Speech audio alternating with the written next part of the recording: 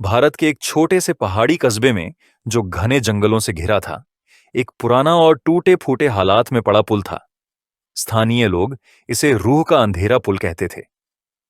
यह पुल कस्बे को जंगल के उस पार बसे गांव से जोड़ता था। लेकिन इस पुल के बारे में डरावनी कहानियां दशकों से चल रही थीं। कहा जाता था कि जो भी व्यक्ति रात के समय इस पुल को पार करने की कोशिश करता, वह या तो लापता हो जाता या फिर उसकी लाश अजीब हालत में पाई जाती। तो फिर चलो दोस्तों, आज हम सब इसी पुल पर चलते हैं। तो मेरा नाम है सारंग और सुनते हैं इस पुल की रहस्यमय कहानी सारंग स्टोरी टाइम के आज के एपिसोड में। यह पुल ब्रिटिश राज के समय बनाया गया था। कहा जाता था कि निर्माण के दौरान एक भयंकर हादसा हुआ था। पुल के एक खंभे के नीचे काम करने वाले कई मजदूर मलबे में दबकर मर गए थे। उनकी आत्माओं को शांति नहीं मिली और वे पुल से जुड़ गए। ब्रिटिश अधिकारियों ने इसे केवल एक दुर्घटना कहकर टाल दिया, लेकिन स्थानीय लोगों ने कहना शुरू कर दिया कि उन मजदूरों की आत्माएं अभी भी पुल पर भटकती हैं। कुछ वर्षों बाद एक ब्रिटिश अधिकारी जो पुल की मरम्मत के लिए आया था, अजीब परिस्थितियों में मारा गया। उसके शरीर पर घाव ऐसे थे जैसे किसी जानवर ने नोच डाला हो, लेकिन आसपास कोई जंगली जानवर नहीं था। इसके बाद यह पुल धीरे धीरे सुनसान हो गया।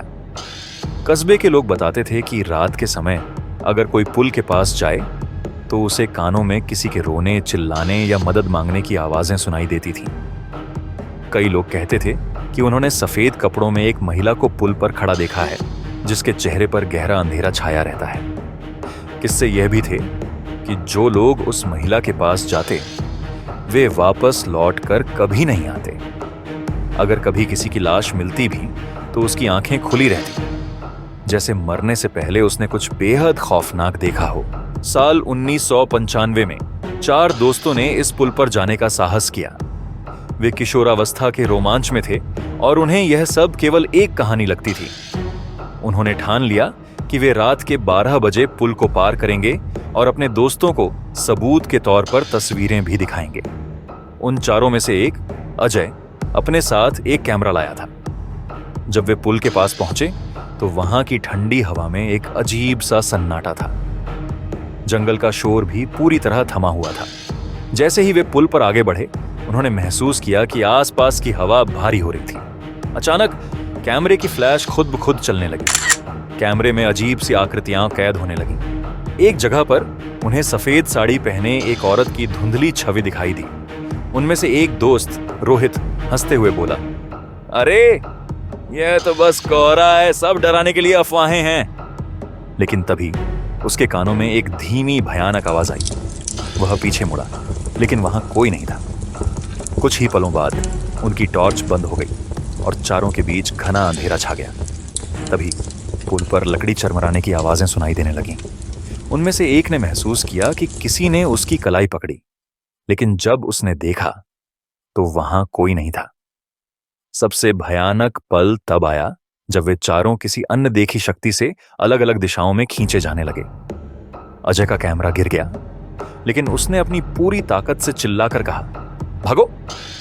अगले दिन कस्बे के लोग सुबह उस पुल पर गए। उन्हें केवल अजय और रोहित बेहोश हालत में मिले। उनके शरीर ठंडे थे, जैसे उन्होंने पूरी रात बर्फ में बिताई हो। लेकिन उनके 2 दोस्त गायब थे। जब अजय को होश आया तो उसने बताया कि उसने और रोहित ने किसी तरह पुल से कूदकर अपनी जान बचाई, लेकिन वह दोनों बार बार कह रहे थे, वो औरत, उसने हमें बुलाया था, उसके पास ना जाना। उनके गायब हुए दोस्तों की लाशें हफ्तों बाद नदी के किनारे मिली। उनके चेहरे डर के कारण बिगड़े हुए थे। कस्बे के लोगों ने पुलिस को बुलाया, लेकिन कोई ठोस सबूत नहीं मिला।